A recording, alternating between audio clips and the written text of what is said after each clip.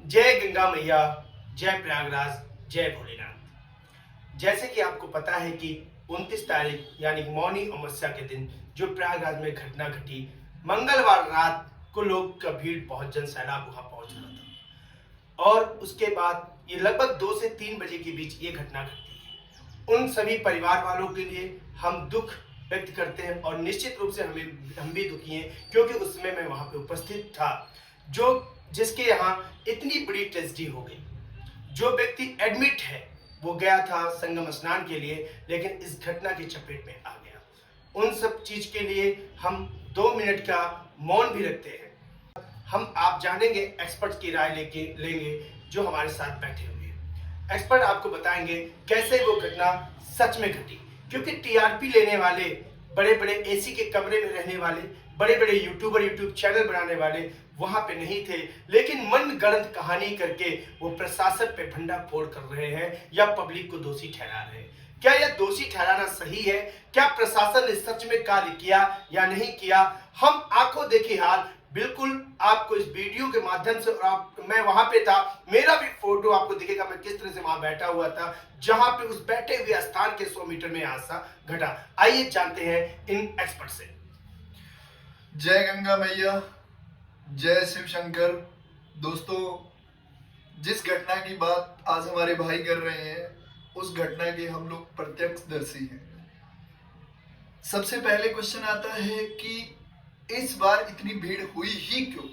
जब हम इसकी बात करते हैं तो हम देखते हैं कि जो कुंभ का मेला लगता है, हर 6 साल में अर्ध कुंभ, 12 साल के बाद कुंभ, और 12 × 12 जो आता है उसे हम बोलते हैं महाकुंभ, जो कि 144 साल बाद हमें देखने को मिल रहा है। जो 144 साल का डाटा हम लेके चलते हैं तो हम देखते हैं कि हर बंदे की 2 से 3 जनरेशन इसमें निकल जाती है। तो इस बार जो 144 साल के बाद जो महाकुंभ आया, इसकी वजह से पूरे देश में, देश के साथ साथ विदेशों में भी ये माहौल रहा कि लोगों का ज्यादा मूवमेंट हुआ प्रयागराज में। अब जब प्रयागराज में इतना बड़ा मूवमेंट हो रहा है तो हर एक शहर की एक लिमिट होती है, कैपेसिटी की लिमिट होती है कि वो कितने लोगों को रख सकता है। अगर वहां पे संख्या के लिहाज से बात करें तो वहां पे जो शहर की कैपेसिटी है उससे 100 गुना ज्यादा पब्लिक वहां पे इकट्ठी हो गई। अब आप सोच सकते हो कि जो संगम, त्रिवेणी घाट जिसको हम बोलते हैं, जहां पे तीनों नदियों का संगम है, गंगा मैया, यमुना माता, सरस्वती, उस संगम पे एक लिमिटेड जगह है जहां पे हम अपने जिसको हम अमृत स्नान बोलते हैं, शाही स्नान बोलते हैं, जिसमें हम स्नान करते हैं। बट इतनी लिमिट जगह पे इतनी बड़ी पब्लिक को स्नान करवा पाना या रख पाना पॉसिबल नहीं है। अब जो भी बंदा बाहर से आ रहा है वो ये क्या चाहता है? वो चाहता है कि मैं उसी जगह पे जहां पे संगम हो रहा है वहीं पे स्नान करूं। गवर्नमेंट ने बहुत अच्छे से टैकल किया, गवर्नमेंट ने बहुत लंबे चौड़े एरिया में अलग अलग घाट बनाए, लेकिन सारी पब्लिक का जो मूवमेंट था वो कहां पे हो रहा है? त्रिवेणी घाट पे हो रहा है। अब त्रिवेणी घाट पे भी पब्लिक का मूवमेंट हो रहा है। दूसरा, जो अमावस्या लगने का टाइम था, जिसको हम मौनी अमावस्या बोल रहे हैं, वो 7:35 के अराउंड अमावस्या लगने का टाइम था, और जो कि नेक्स्ट डे 6 PM के अराउंड उसका खत्म होने का टाइम था। अब कुछ अखाड़ा परिषद ने पहले ये बात बोली कि 4 बजे शाही स्नान होता है। मोस्टली क्या करते हैं हम लोग? क्या करते हैं? ब्रह्म मुहूर्त में जगते हैं और ब्रह्म मुहूर्त में जगने के बाद हम स्नान करते हैं।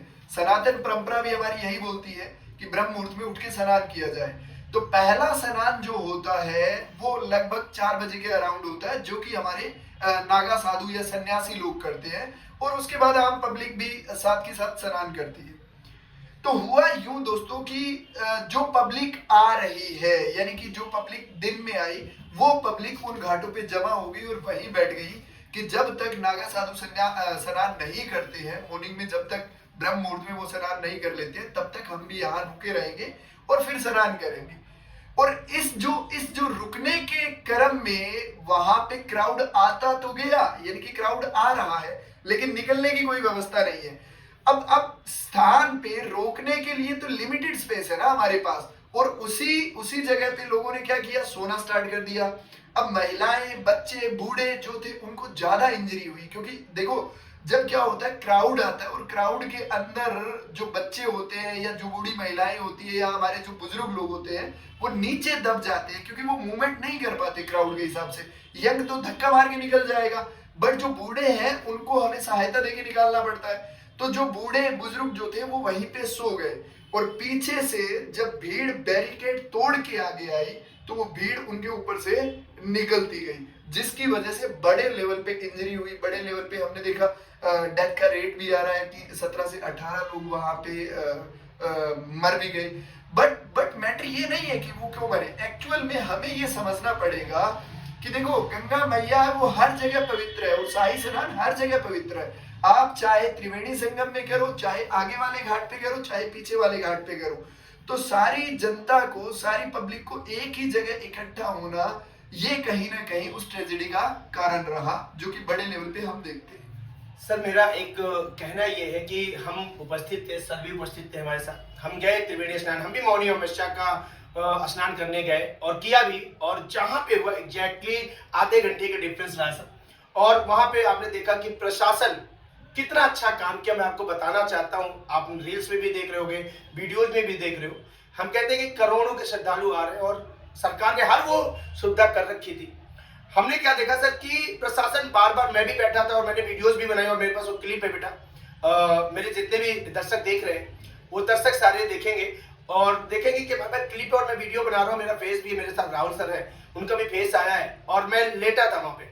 तो मैं ये बार बार ये कहने की कोशिश कर रहा था कि पब्लिक जा रही है और पुलिस बार बार उठाने की कोशिश कर रही है कि उठो, स्नान करो, जाओ। जब मूवमेंट होता है तब लोग रुकते नहीं, स्नान करे निकल गए। लेकिन क्या हुआ, सबने जैसा कहा कि वहां पे लोग लेट गए, बैठ गए। सच में घटना का कारण यही था कि सब सो रहे थे और अचानक बैरिकेडिंग तोड़ा और चले गए। हम क्या सर वो बात सच है कि प्रशासन सही काम किया? नहीं, इसमें कोई दो राय नहीं है, प्रशासन ने बहुत अच्छा काम किया। अगर प्रशासन काम ना करता तो यहाँ पे क्या होता है कि यहाँ पे डेथ का रेट बहुत ज्यादा होता। अभी देखो आपको डेथ का रेट कितना मिल रहा है, 17 से 18 20 लोग 30 आ गया सर, 20 हाँ, 30 ने 30 के अराउंड, मैं आगे 30 के अराउंड हाँ, और कुछ 80 के अराउंड इंजरी भी हुई है यहाँ पे। बट मेरे कहने का मतलब ये है कि अगर प्रशासन अलर्ट नहीं होता तो आप सोच के देखो ना कि वहां पे 5 से 6 करोड़ की भीड़ है at present time. Sir actually बताया जा रहा है कि 12 से 14 करोड़ ने श्रद्धालु अब पहुंचे। बिल्कुल 2 दिन मैं आपकी इस बात से सहमत हूँ, लेकिन अगर एक दिन का डाटा देखेंगे तो हम 5 से 6 करोड़ हमें मिल जाएगा। आप सोच के देखो, आपको ना ये बोलना पब्लिक का या फिर मीडिया का रिएक्शन होता है, मीडिया एकदम से गवर्नमेंट को काउंटर करती है कि बोलती है कि गवर्नमेंट ने कुछ नहीं किया। मैं आपको एक एग्जांपल देता हूँ, मेरी खुद की लाइफ का एग्जांपल देता हूँ कि जब आप एक घर चलाते हो ना तो घर में जो छत होती है वो होता है सबसे बड़ा व्यक्ति, जो बूढ़ा होता है वो हमारे घर का सबसे बड़ा सदस्य होता है। अब देखो बारिश आ रही है, तूफान आ रहा है या घर में कोई प्रॉब्लम हो रही है तो सबसे पहले प्रॉब्लम किसे फेस करना पड़ेगा? उसी व्यक्ति को करना पड़ेगा। जो छोटे लोग हैं, घर के बच्चे हैं, घर की महिलाएं हैं, वो उनको सबको क्या करके रखता है? सेव करके रखता है। यानी कि वो बूढ़ा व्यक्ति घर की टीन की शेड की तरह है। उसी टाइप से गवर्नमेंट जो होती है, गवर्नमेंट नहीं चाहती ऐसी ट्रेजेडी हो। अच्छा, गवर्नमेंट क्यों चाहेगी? आप सोच के देखो, 60,000 जवानों को, पीएससी के जवान हो गए, एनएसजी, यहां तक कि यार नेशनल सिक्योरिटी गार्ड एनएसजी ऐसे ही नहीं लगती। ये जो लोग बोलते हैं कि भाई आप गवर्नमेंट ने डिफेंस के आर्मी को क्यों नहीं अपॉइंट किया, यार जब पीएससी के ऑलरेडी आपके पास जवान अवेलेबल है तो फिर आप आर्मी को क्यों अपॉइंट करोगे? और आर्मी ऐसे काम के लिए नहीं होती, ये आप लोगों को लगता है। अच्छा, आर्मी वहां पे अगर आप लाठी चार्ज करोगे, भीड़ के ऊपर लाठी चार्ज करोगे तो भीड़ और ज्यादा भड़केगी। ठीक है, यहाँ पे मैं सर आपको एक रुकना चाहूंगा। अभी रात की बात है, आज की रात की बात है, मैं एक वीडियो देख रहा था, नाम नहीं याद आ रहा एग्जैक्टली, हम उनका इंटरव्यू दे, आर्मी रिटायर्ड है और बहुत बड़े पद पे रहे।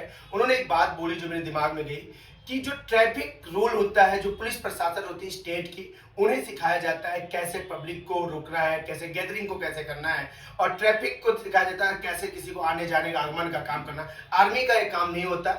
आर्मी का काम होता है देश की सुरक्षा के लिए, देश के हित लिए। कुछ क्लॉज होते हैं जब आर्मी को लगाया जाता है, आंतरिक सुरक्षा का मामला आता है। तो आपको क्लियर करना चाहता हूँ इस चीज पे। तो ये जितनी चीज गैदरिंग वगैरह काम होता है, ये स्टेट प्रशासन बहुत अच्छे तरीके से करती। कभी आपने नहीं सुना होगा कि ये आर्मी करती है। नहीं सर, ये मैं बिल्कुल आपकी इस बात से सहमत हूँ। आर्मी इंटरनल डिस्टर्बेंस के लिए होती है या फिर एक्सटर्नल डिस्टर्बेंस की बात को मैं कह रहा था कि हमारे आर्मी के जवानों की, मैं यही आपको बताना चाह रहा हूँ कि आर्मी के जवानों की ट्रेनिंग अलग टाइप की होती है। ठीक है। अब उनके सामने आप कोई गलत हरकत करोगे तो वो डिसिप्लिन में रहने वाले लोग हैं, वो तुरंत एक्शन लेंगे उस चीज के ऊपर, और उनका एक्शन जो होता है कहीं ना कहीं पब्लिक के लिए खतरनाक साबित होता है। तो आप आर्मी को इन मामलों में इन्वॉल्व नहीं कर सकते कि आर्मी लगा देनी चाहिए वहां पे। भाई ऑलरेडी हमारे पास पीएससी के जवान है या फिर यूपी पुलिस है जो कि ऑलरेडी अपना काम कर रही है। दूसरा, ये कोई छोटा सा इवेंट नहीं है, इस बात को आपको समझना पड़ेगा। 40 से 50 करोड़ लोग इस इवेंट में पार्टिसिपेट कर रहे हैं यार। पूरे यूरोपियन यूनियन की पब्लिक की काउंटिंग करोगे आप तो वो 35 करोड़ के अराउंड आ रही है, 35 सीआर के अराउंड। और आप सोच के देखो, महाकुंभ में एक पब्लिक जो कि पार्टिसिपेट कर रही है वो 50 सीआर के अराउंड है। तो आप कैसे कह दोगे कि इतना इवेंट को, इतना आप कह सकते हो कि जब इन लोगों ने इतना इवेंट को सक्सेसफुल कर रखा है, इतना बढ़िया तरीके से मैनेज कर रहे हैं। आप देखो रेलवे स्टेशन जा रहे हो आप यहाँ से, मैं कह रहा हूँ मेरे खुद का एक्सपीरियंस रहा ये, जब मैं रेलवे स्टेशन गया तो बाहर निकलते ही 5 स्टार जैसी सुविधा मिल रही है आपको। रियल में आप जाके देखो, वहां पे आपके लिए ना प्रॉपर गद्दे लगाए गए हैं, टेंट लगाए गए हैं, और जो सबसे उपचार का भी दिया गया, मेडिसिन के भी चार्ज, खाने पीने सब खाने पीने का प्रॉपर। रेलवे स्टेशन पे 2 से 3 एम्बुलेंस खड़ी है, प्रॉपर पीएससी के जवान खड़े हैं, प्रॉपर गार्ड्स लगे हुए हैं, और वो आपसे बार बार ये पूछ रहे हैं कि आपको किसी भी टाइप की कोई प्रॉब्लम तो नहीं है। अगर किसी व्यक्ति को कोई प्रॉब्लम हो रही है तो वो उसकी हेल्प कर रहे हैं, उसे उसके गंतव्य तक पहुंचा रहे हैं, रास्ता बता रहे हैं। इससे ज्यादा आप क्या चाहोगे यार। एक प्रश्न और है आपसे, दर्शक भी जानना चाह रहे हैं और मैं आपसे पूछना चाहूंगा कि बंद कमरे में एसी में जब ये हादसा घटा तो मैंने देखा अपने भारत में बहुत से राजनीतिक पार्टियां हैं, बड़े बड़े लीडर्स हैं। ये सिर्फ हमारा व्यक्तिगत है और हमारी सोच है कि लोग जाने, आप कुंभ को या किसी सरकार पे उंगली उठा सकते हैं एसी कमरे से, क्या वहां की जायजा लेना जरूरी था, जान पाते हो?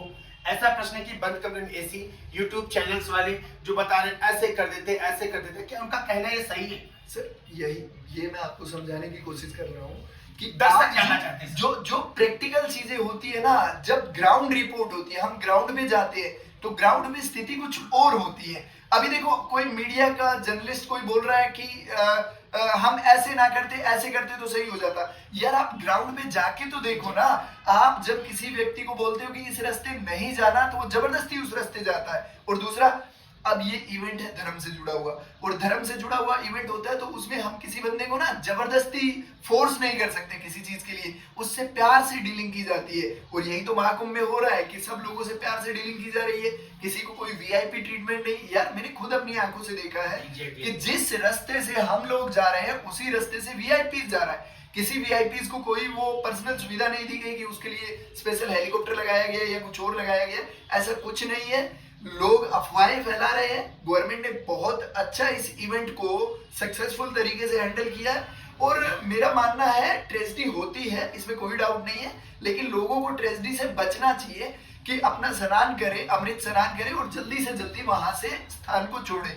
होता क्या है कि कुछ लोग इवेंट्स में जाते हैं, पार्टिसिपेट करते हैं, तो वो 2 दिन 3 दिन 4 दिन रुकने की कोशिश करते हैं। भाई आप रुक रहे हो 2 दिन 3 दिन 4 दिन, जब रुक रहे हो तो ऑलरेडी पब्लिक और आ रही है ना, आप वहां से निकलोगे तो स्पेस बनेगा। जब स्पेस है ही नहीं वहां पे तो फिर पब्लिक का गैदरिंग बढ़ेगा तो फिर क्या होगा, फिर तो ट्रेजेडी क्रिएट होगी ना। ये लोगों को समझना चाहिए कि स्नान करके जल्दी से जल्दी वहां से निकले। सर आपसे एक मेरा प्रश्न है कि जब हम वहां पे बैठे थे, हम सभी बैठे थे वहां पे, जब प्रशासन बार बार कह रही उठी और जनता ही नहीं मान रही इस बात को, और ये मेरा मानना है कि ऐसा अगर वो हट जाते तो ऐसा ना होता, तो प्रशासन तो सही नियम बनाई होगी जनता के लिए, उनके हित के लिए बनाई होगी। आप क्या कहना चाहेंगे? सर देखो, आप लोगों को लगता है प्रशासन हमेशा जो रूल एंड रेगुलेशन बनाता है ना वो जनता के लिए ही बनाता है, पब्लिक की सेफ्टी को ध्यान में रख के प्रशासन रूल एंड रेगुलेशन को असेंबल करता है। अब अगर हम देखें भाई, जब बैरिकेडिंग की जाती है ना तो उसके पीछे रीजन होता है कि भीड़ को कहीं ना कहीं मतलब जैसे कि 10 किलोमीटर का एरिया है, 10 किलोमीटर के एरिया में रेगुलर पब्लिक आ रही है, तो बीच बीच में बैरिकेडिंग इसलिए की जाती है कि पहले आगे वाले स्नान करके निकल जाए, फिर पीछे वालों को धीरे धीरे मूवमेंट करवा देंगे। बट आगे से लोग स्नान करके निकल ही नहीं रहे हैं और पीछे से लोग बैरिकेडिंग पे आते जा रहे हैं, आते जा रहे हैं। अब आप पीएससी के कितने जवान लगाओगे? एक बात को सोचना पड़ेगा ना आपको कि यार 5 करोड़ की पब्लिक है, 60,000 पीएससी के जवान है, और वो भी एक जगह नहीं है। जिस साइड पे ये दुर्घटना हो रही है उस साइड पे कोई 60,000 जवान की लाइन तो लगा नहीं दी हमने। उनको अलग अलग ड्यूटीज दी है हमने। अब वहां पे कितने जवान होंगे? मौके के ज्यादा से ज्यादा 25 से 30 जवान होंगे। अब 25 से 30 जवानों के सामने अगर आप इतनी भीड़ बैरिकेडिंग तोड़ती है तो वो कैसे रोक पाएंगे उनको?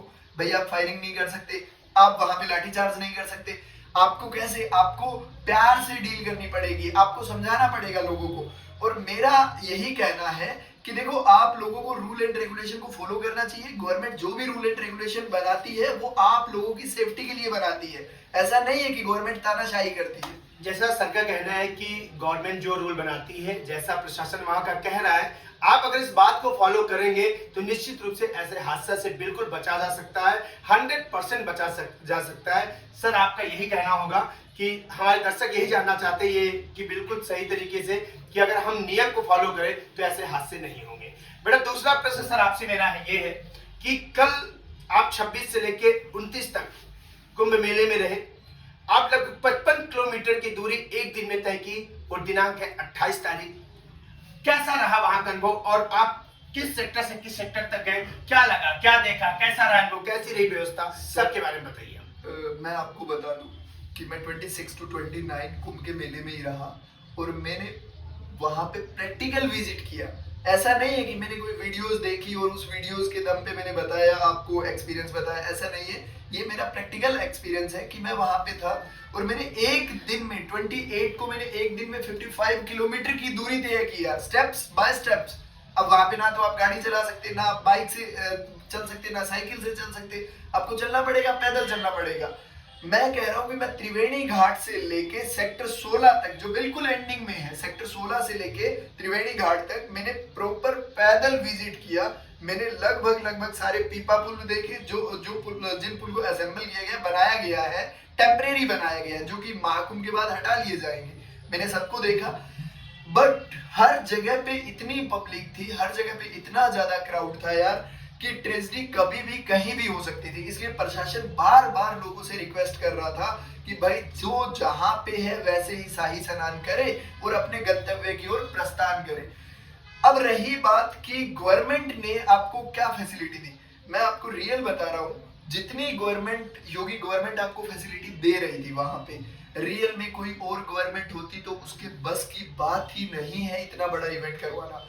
वहां पे फैसिलिटी आपको इस टाइप की थी कि यार अगर आपका सर दर्द भी होता है ना तो भी आपके लिए वहां पे प्रॉपर एम्बुलेंस मौजूद है, यानी कि आपको तुरंत देखा जाएगा वहां पे।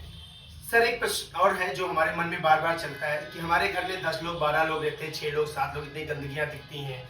अगर कोई छोटा सा इवेंट 150 कोई बहुत सारी गंदगियां दिखती, वहां पे इतने श्रद्धालु लगभग 10 से 14 करोड़ के बीच में श्रद्धालु पहुंचे और आप जब थे 29 तारीख 28-29 तारीख में आपने देखा कि फिर भी 8 से 10 करोड़ के बीच वहां पे लोग थे।